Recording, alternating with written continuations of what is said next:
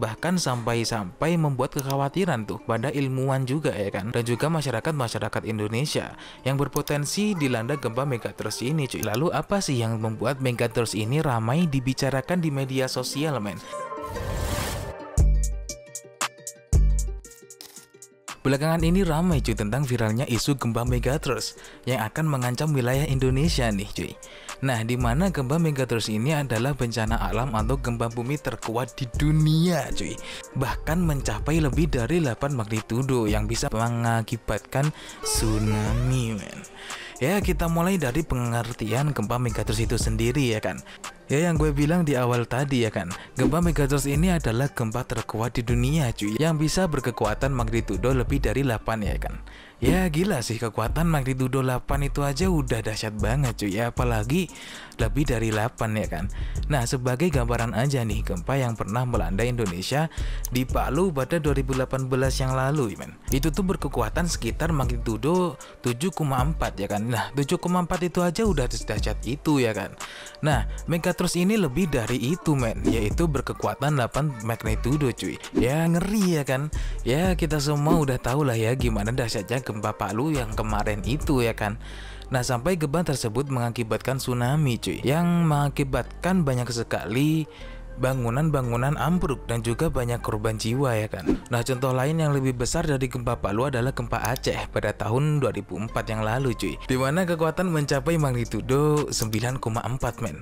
Yang kalian juga tahu sendirilah ya gimana dahsyatnya tsunami dan gempa Aceh di tahun 2004 yang lalu cuy.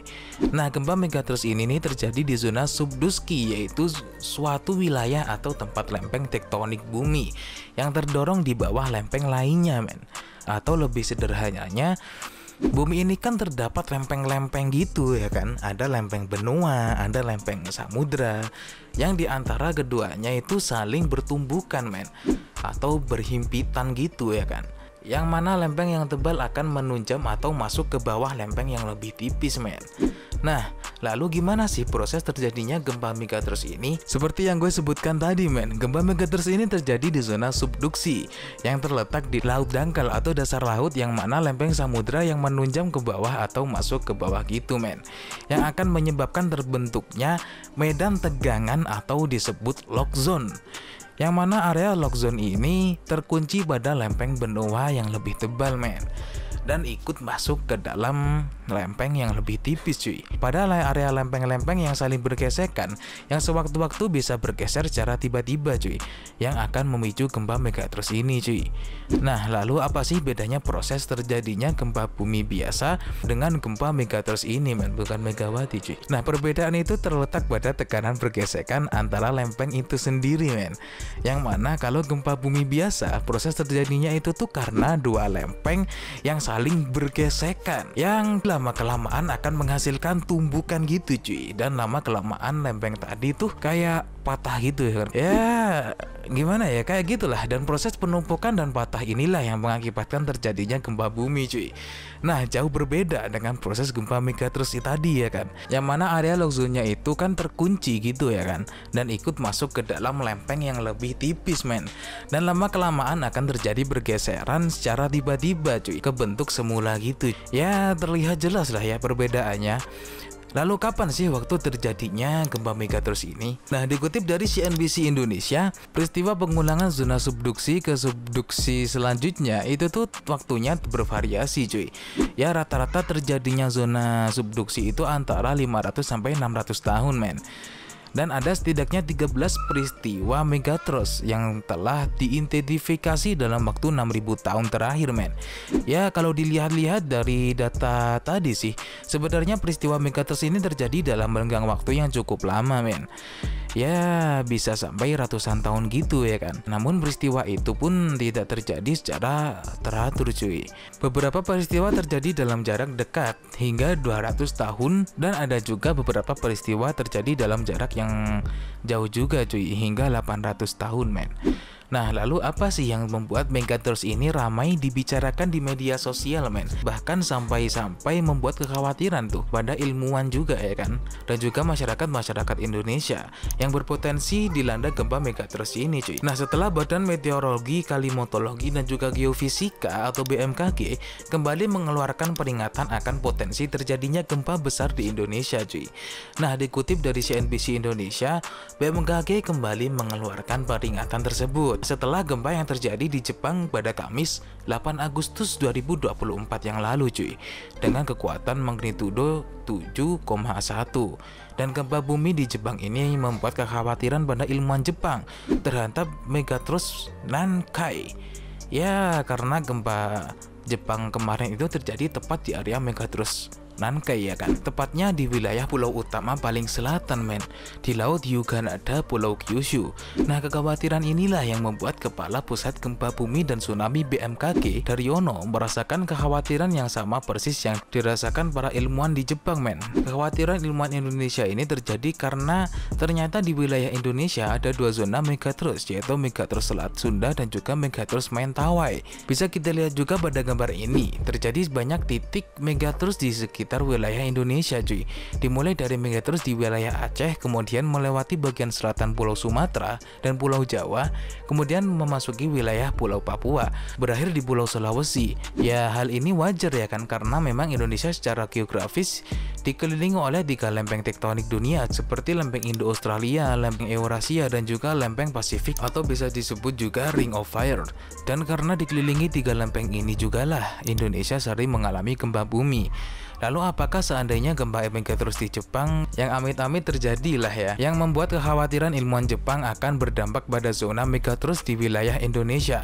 Nah, dikutip dari CNN Indonesia, Daryono mengatakan jika terjadi megatrust di Nankai, Jepang, dipastikan batuan skala besar yang terjadi tidak akan berdampak terhadap sistem lempeng tektonik di wilayah Indonesia, men. Ya, karena jaraknya yang sangat jauh ya kan. Ya, tapi kita harus tetap waspada lah ya, karena tsunami besar di Jepang bisa aja menjalar hingga ke wilayah Indonesia. Nah, contohnya ketika terjadi tsunami di Aceh pada 2004 yang lalu, men. Yang mana tsunami tersebut menjalar hingga ke beberapa negara seperti Sri Lanka, India, Thailand, Somalia, dan juga Maladewa, men. Lalu apa sih yang membuat ilmuwan Indonesia masih khawatir dengan terjadinya gempa megatrust ini? Ya, padahal kan sudah disebutkan tadi ya kan, kalau seandainya gempa megatrust di Jepang terjadi, tidak akan berdampak pada zona megatrust di Indonesia, men. Ya, seperti yang gue sebutin tadi ya kan, gempa megatrust ini bisa terjadi dalam renggang waktu ratusan tahun, men. Yang mana wilayah seismic gap yaitu megatrust Selat Sunda dan Mentawai belum mengalami gempa besar selama ratusan tahun, cuy. Daryono juga mengatakan terjadinya gempa megatrust di Indonesia bisa dikatakan tinggal menunggu waktu. Nah, tapi yang dimaksud tinggal menunggu waktu di sini bukan dalam waktu dekat ya kan, tetapi bisa aja terjadi dalam waktu puluhan tahun hingga ratusan tahun gitu ya kan. Ya, secanggih apapun teknologi kita gak akan bisa lah ya untuk mengidentifikasi kapan terjadinya gempa tersebut. Sekalian aja gue bahas peristiwa gempa megatrust yang pernah terjadi di Indonesia, men. Ternyata ada banyak terjadi megatrust yang pernah menimpa Indonesia, cuy. Yang pertama ada gempa megatrust Selat Sunda, Banten. Sejarah pernah mencatat megatrust di wilayah ini 2 kali, cuy, yaitu pada tahun 1699 dan juga tahun 1780-an dengan kekuatan magnitudo 8,5. Kemudian yang kedua ada megatrust Mentawai, Suberut. Wilayah ini juga 2 kali terjadi gempa besar, yaitu pada tahun 1797 dengan kekuatan magnitudo 8,7, men, dan pada tahun 1833 dengan kekuatan magnitudo 8,9.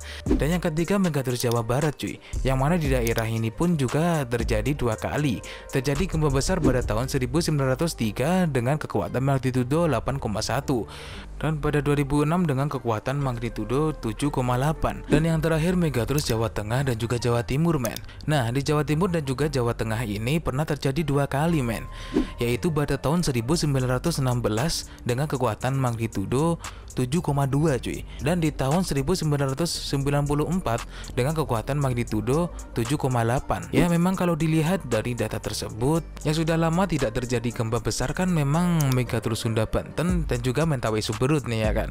Ya, semoga aja tidak terjadi dalam waktu dekat lah ya kan, cuy.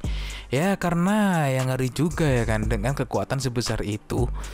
Ya, meskipun dari pihak BMKG sudah menjelaskan kalau gempa besar ini tidak terjadi dalam waktu yang dekat, ya tetapi kita kan juga harus tetap waspada cuy. Dan gue juga bukan apa itu namanya menakut-nakuti gitu ya kan. Ya tapi saling mengingatkan juga kalau gempa megatrus ini memang bukan informasi salah atau hoax itu ya kan. Nah, tetapi memang pernah terjadi di beberapa wilayah Indonesia. Bahkan pernah juga terjadi di luar Indonesia, cuy. Ya, oke, sekian dulu pembahasan kali ini. Ya, terima kasih buat kalian semua yang udah nonton dari awal sampai akhir. Dan jangan lupa subscribe, like, dan juga komen sebanyak-banyaknya, cuy. Dan sekian dari gue, Ferdinand Alfaruk. Wassalamualaikum warahmatullahi wabarakatuh.